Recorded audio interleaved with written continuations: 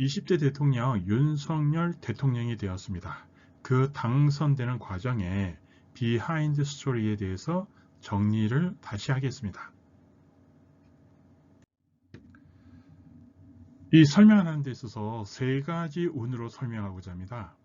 세 가지 운이란 나의 운, 즉 내 노력으로 운을 확장할 수 있는 거예요. 윤석열 후보 대통령은 법무부 장관이었었죠. 문재인 대통령 그리고 민주당의 핍박을 통해서 정의로운 검사 그리고 뚝심 있는 검사 그것을 통해서 나의 운을 확장시켰죠. 그러면 내가 갖고 있는 벽은 뭘까요? 처가의 각종 의혹 그리고 경력이 부족하다라는 거 그리고 대한민국을 어떻게 이끌고 나가겠다라고 하는 그런 준비가 부족하다는 것이죠. 그리고 운명의 벽이 있습니다. 인간이 어떻게 할 수 없는 운명의 벽. 대통령 운이라고 하겠습니다. 그런데 윤석열 당시 후보는요. 대통령 운이 그렇게 크지 않았어요. 대통령 운을 움직일 수 있는 거. 이거는 인간이 어떻게 할 수 없어요. 인간의 운명의 벽은요. 딱 한 분이 계시죠. 기광. 그래서 그거를 한번 설명해 보도록 하겠습니다. 자, 왜 윤석열이 당선되었나? 2022년 3월 9일 선거에서 윤석열 당선인이 0.73%포인트 차이로 이재명 민주당 후보를 앞서며 역대 최소 득표차를 기록했습니다. 그래서 20대 대통령 선거는 불과 24만 7,077표 차이로 당락이 갈렸습니다. 윤석열 대통령 당선을 설명하기 위해서는 19대 문재인 대통령 당선까지 거슬러 올라가야 됩니다. 이때 5월 9일 날 선거일이니까 4월경 이 정도 될 거예요. 이때 홍 대표 선거를 도와주게 됐어요. 한 4월경이 될 거예요. 한 달 전쯤에. 그래서 사무실에 들어갈 때 제가 이 얘기했습니다. 여론조사에서 5% 정도였거든요. 그래서 캠프 빌딩에 들어서면서 잘하면 30%까지 나올 수 있겠다. 특별히 할 일 없이 조언하는 게 일이었어요. 그 당시 거기 사무실 가면. 왜냐하면 지인하고 같이 갔어요. 그리고 10% 접근했을 때 얘기했습니다. 20% 넘으면 잘하면 당선 가능성이 생긴다고. 그러면 두 가지만 잘 관리하면 당선될 수도 있다라고 얘기했습니다. 첫 번째는 말을 함부로 하는 것, 두 번째는 노동자에 대해서 얘기를 했습니다. 말을 함부로 한다는 판단은 국민이 하는 것이고요. 그리고 국민이 함부로 한다라고 느끼는 것은 홍 대표의 말에 공감을 못하는 것이라고 했어요. 그리고 뭐 지방선거 때 뭐 북한 핵에 대해서 얘기했었는데 이건 나중에 얘기하겠습니다. 이때 자 기광이 문재인 후보를 대통령으로 당선시키겠다고 했어요. 그래서 이 당시 이제 기광하고 제가 동대문에 살았거든요. 그래서 홍준표 후보가 동대문에 왔을 때 그때 보궐선거에서 당선을 시켰어요. 당선을 시켰고 이후 계속 도움을 줬어요. 그래서 몇 번 만나기도 했습니다. 그래서 이 당시 홍 후보한테 얘기를 해서 기광을 만날 약속도 정했어요. 근데 기광이 거절했습니다. 이 당시에 이거를 이 백그라운드를 알고 있어야 돼요. 그래야지 이해가 됩니다.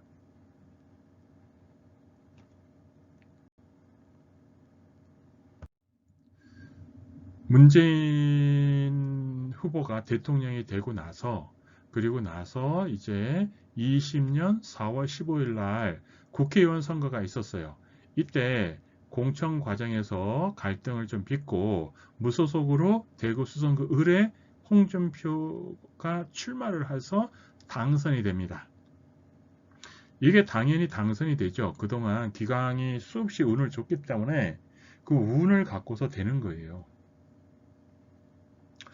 그리고 선거 후 6월경 혼측과 식사 약속을 잡고요.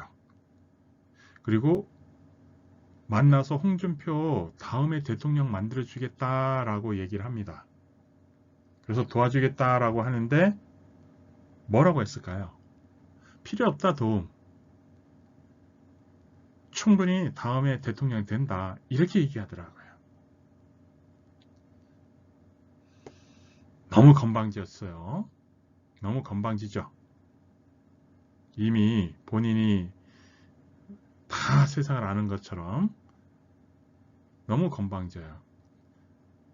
그래서 그 측근한테 얘기를 합니다. 직접 홍 후보한테 얘기를 해라. 얘기를 했답니다. 도움 필요 없다고 그 얘기했답니다. 아, 그러냐? 알았다. 그렇게 얘기했습니다.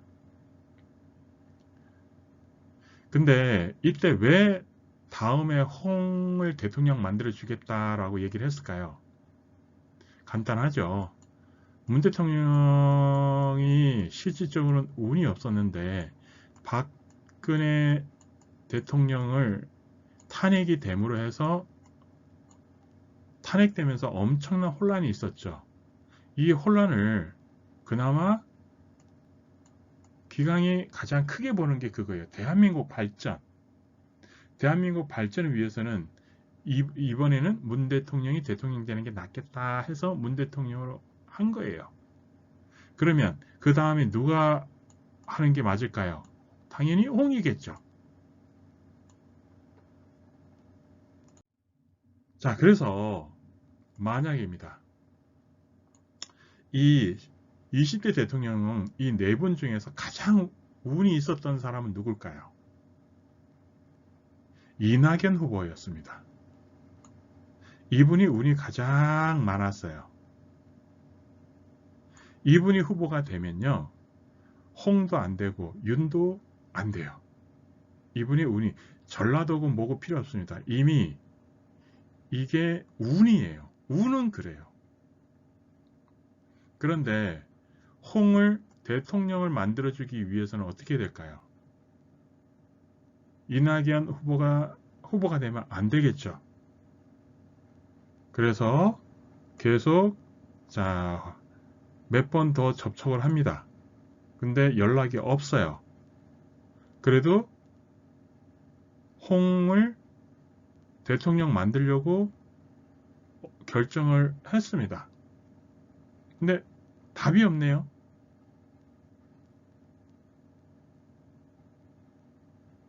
참 좀 그래요. 자, 그래서 이분이 이낙연 씨가 운이 있었음에도 안 됐습니다. 그리고 이재명 씨가 됐고요. 윤석열 씨가 됐죠. 윤석열 씨가 참 운이 그렇게 보면 있은 거죠. 그렇게 보면.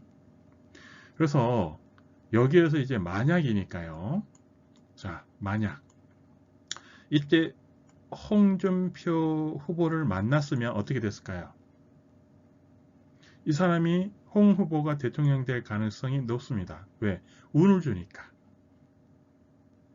이 사람이 없는 거는 좀 이따 뭐 얘기할 필요 없습니다. 이 사람 홍 후보가 없는 것은 간단합니다. 자기 운은 있어요. 근데 자기 벽이 뭐냐면 측근을 제대로 살피지 못해요. 주변 사람의 도움이 없습니다. 주변 사람들이 다 욕해요. 이게 홍 후보의 단점입니다. 다음에 어렵습니다. 이미 기회는 갔어요. 이번에 됐어야 됩니다. 그래서 안 되니까 윤으로 간 거예요. 간단합니다. 그러면 윤 후보와 이재명 후보에서 누가 됐을까요? 운은 이재명 후보, 맨 처음에 기강은 이재명 후보로 가려고 했습니다. 왜냐? 자, 문재인 대통령이 너무 문제를 많이 일으켰어요. 이거는 비판하고자 하는 게 아닙니다. 자, 그 문제들이 무엇인지 뒤에 설명을 할 거고요. 그래서 이 문제들을 이재명 후보가 해결할 힘이 있다고 봤어요. 그래서 이재명 후보가 대통령이 되면 여러 가지 문제들을 잘 처리할 것이다. 왜? 경험이 많으니까. 기강은 다시 한번 얘기를 하면요. 대한민국만 봅니다. 대한민국이 앞으로 발전하는데 누가 대통령이 되는 것이 더 나을지 그것만 바라보는 거예요. 문재인이 대통령 된 것도 마찬가지예요. 문제는 있겠지만 크게 대한민국에 있어서 큰 해는 없을 것이다 라고 봤기 때문에 문재인이 대통령이 될 수 있었던 거예요. 자, 그러면 윤석열 후보에 대해서 자 살펴볼게요. 1월 초 모임이 있었어요. 아까 거기 자 12명 정도가 모이는데요. 홍 대선 때 만났던 사람들이에요. 이때 나한테 의견을 묻길래 이번 선거는 지지율에 신경 쓰지 말라고 했습니다. 왜냐? 끝까지 가야 된다. 큰 차이가 없을 것이다. 근데 이때 이미 윤석열 후보가 지지율이 높았어요. 근데 제가 그랬습니다. 지지율에 신경 쓰지 마라. 끝까지 가야 된다라고 얘기했습니다. 근데 이때 이미 윤석열이 대통령이 이미 됐다라고 생각을 하더라고요. 자, 제가 몇몇 사람들한테 얘기했습니다. 윤석열 후보가 지지율이 높으면 건방져서 실패할 가능성이 크다. 왜냐? 경험이 적기 때문에 잘 모른다. 잘 모르는 사람이 멋대로 하다 보면 실패할 가능성이 크다. 그렇게 얘기했습니다. 그래서 그 실패를 막기 위해서 지지율을 조정하는 거다. 라고 얘기를 했습니다. 근데 나중에 이 얘기를 하더라고요. 고민을 많이 하니까 잘못되는 것이 있으면 우리가 고치자라는 말에 그래, 우리가 같이 힘을 합쳐서 고치자. 그래서 결정을 했습니다. 자, 윤석열과 이재명 둘이 한번 놓고 비교해 보자고요. 자, 이 20대 선거는요. 차악을 고르는 선거였어요. 그래서 그때 제가 얘기한 게 이재명이 당선될 가능성이 더 많다라고 얘기했습니다. 그래서 선거 전 3월 6일 일요일 여의도 민주당 이재명 선거 사무실도 방문했어요. 근데 중요한 거는요. 이렇게 얘기를 하고 왜냐하면 실제로 중요한 거는 기광이 이재명을 대통령으로 만들겠다라고 결정을 하고 있었어요. 근데 이거를 어떻게 바꿨냐? 자, 윤석열이 결정한 이유가 있습니다. 자, 잘못되는 것이 있으면 우리가 고치자라는 말에 그래, 그러면 된다라고 제가 동의를 했고요. 자, 이때 윤석열 후보 이전에 제가 선거에 개입하는 것은 거의 없었습니다. 기강이 다 정했어요. 근데 윤석열 후보는 제가 한번 직접 해보고 싶었어요. 그래서 직접 한번 제가 해봤습니다. 그리고 직접 해보면서 얘기를 다 했어요. 그리고 그 과정에서 자, 홍대 거리에서 연설 후 커피숍에서 6명이 이때 식사 후에 커피숍에서 커피를 마시면서 제가 결정한다고 했어요. 이때 본부장한테 그랬습니다. 자, 좋아, 결정했다. 하면서 악수를 하면서 자, 내가 결정했다. 윤석열이 대통령 된다. 라고 얘기를 했습니다.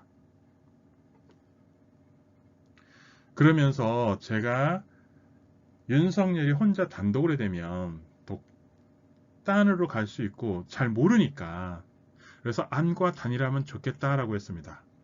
안이 안철수가 윤의 실패를 완화할 수 있습니다. 그리고 기광은 제가 기광 때도 말씀드렸어요. 왜냐? 제가 혹시라도 실수할 수도 있어서 그래서 기광은 3월 6일 일요일 날 결정을 하셨고요.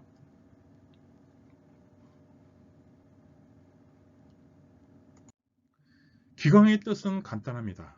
자연입니다. 자연이란 본질을 알고 자신의 본질을 아는 거예요. 즉 자신을 아는 겁니다. 인간이 이념과 종교에 자신을 제대로 보지 못하고 자신을 제대로 못 보니 세상을 제대로 보지 못하는 것입니다. 세상을 제대로 보지 못하니까 실패하는 거예요. 그래서 기광은요, 자기 자신을 제대로 알게 하는 거예요. 기광의 뜻은.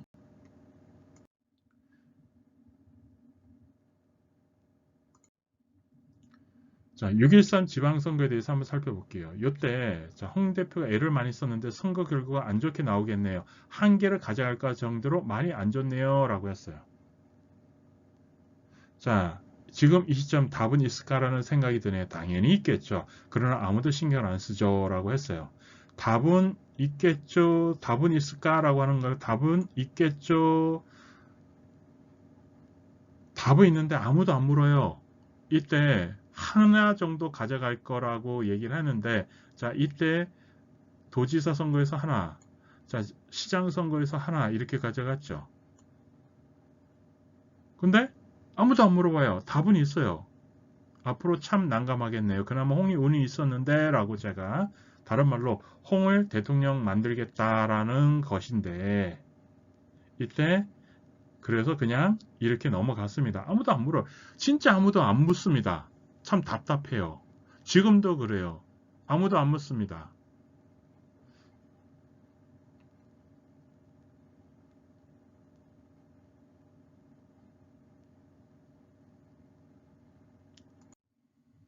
그리고 국회의원 선거에서도 도와줍니다. 왜? 한번 다 해봐라. 한번 원하는 대로 다 해봐라. 라는 취지에서 아예 도와줍니다. 그리고 박근혜 대통령 때 공천 문제가 생겼죠. 그래서 탄핵까지 가고요. 박근혜 대통령이. 본인이 자기 벽을 모르는 거죠. 자기 운만 믿고 자기 벽을 모르는 거예요. 자기가 자기 벽을 모르니까 어떻게 돼요? 자기 자신을 모르는 거예요. 자기 자신을 모르니까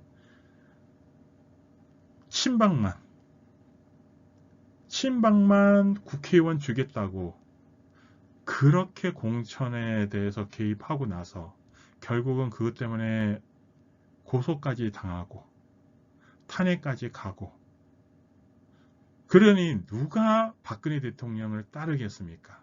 그거는 모든 거는 사람은요 결국 인과입니다. 자신이 만든 대로 그 결과를 갖는 거예요. 탄핵은요 박근혜 대통령 스스로 만든 겁니다. 본인이 뭐 대단한 줄 알고 있는 건데 까발려졌죠. 본인의 그 어리석음이.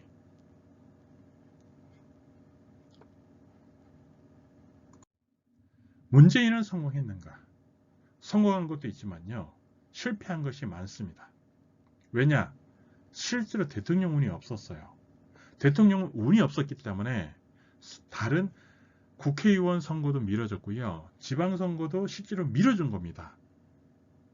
그렇게 안 미뤄졌으면요. 실패했습니다. 그나마 이 정도까지 한 거예요. 근데 그 뽑힌 사람들 보면 제대로 된 사람이 별로 없죠. 그러니까 지금 우리나라가 좀 정치권이 많이 변해됩니다. 이렇게 가면 안 돼요. 그 전에 한국당 그리고 국민의힘, 이 국민의힘 전신들 과연 제대로 정치를 했을까요? 문제가 많았습니다. 그 문제가 많았기 때문에 그때 실질적으로 문재인 민주당 쪽이 많이 당선되도록 한 것이고요.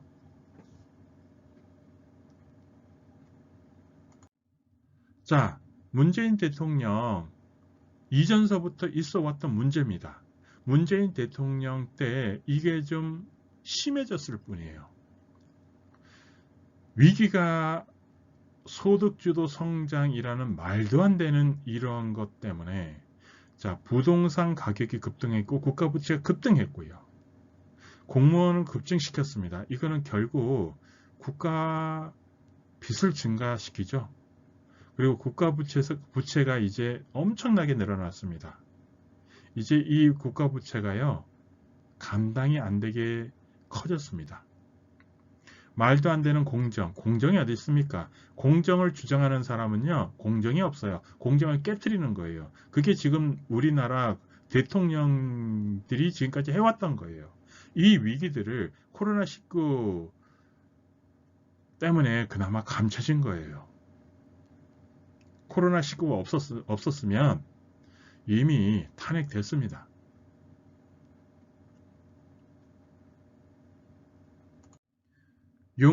윤석열 대통령이 성공할 수 있는 방향은요, 지금 위기라는 것을 알아야 됩니다. 그 위기는 세대 간 갈등, 통일의 갈등, 부의 왜곡, 국가 부도의 위기, 경제 위기, 연금 등, 그리고 이미 한계점에 도달해 있다는 걸 알아야 돼요. 이제 뭘 해도요, 그전처럼 크게 뭔가 성과를 내기가 어렵습니다. 그래서 대한민국 위기를 다 짊어지고 해결하겠다라고 국민을 설득해야 됩니다. 국민이 고통을 감수해야 돼요. 그리고 전문가를 통한 한계점을 돌파를 해야 됩니다. 그래서 윤석열 대통령이 시정연설에서 세 가지를 얘기를 했죠. 연금개혁, 그리고 노동개혁, 그리고 교육개혁, 이 세 가지를 얘기를 했습니다. 아주 중요합니다. 만약 윤석열 대통령이 이 세 가지를 해결하면요, 역사의 이름이 남습니다.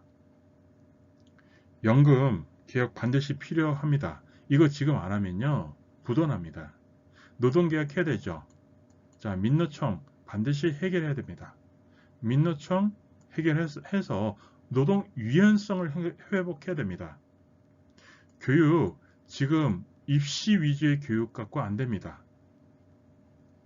교육개혁 해야 됩니다.